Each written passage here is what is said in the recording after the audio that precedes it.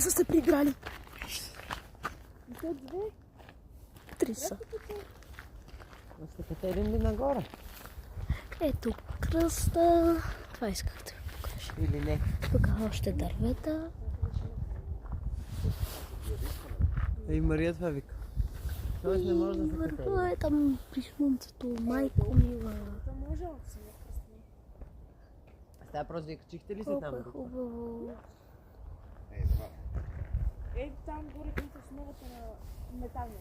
А как Мен се ми качихте? хареса. Ако на вас ви е харесало, пишете в коментарите. Ивана, искаш да те повдигнем да се качиш? Може ли видео да разглеждам? Да, може.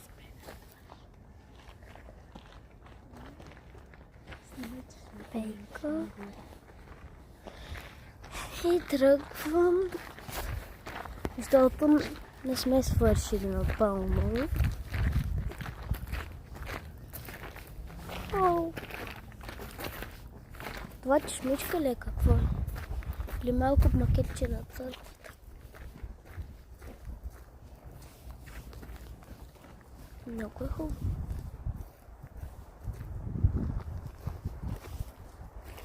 Кацат комухи, защото е много светно. Тук има и цветя. Малко пейчица ще седне.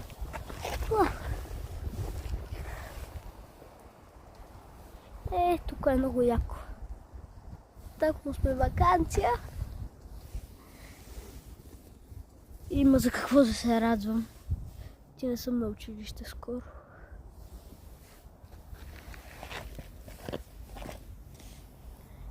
Значи не е било за днес. Че снимаме вкъщи. Тук не е кратко. Тук има стръмен път надолу.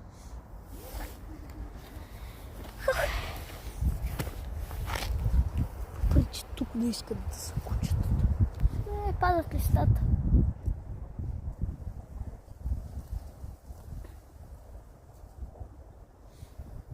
Летят. И натам.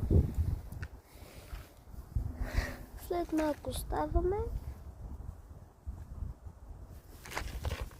Много е хубаво.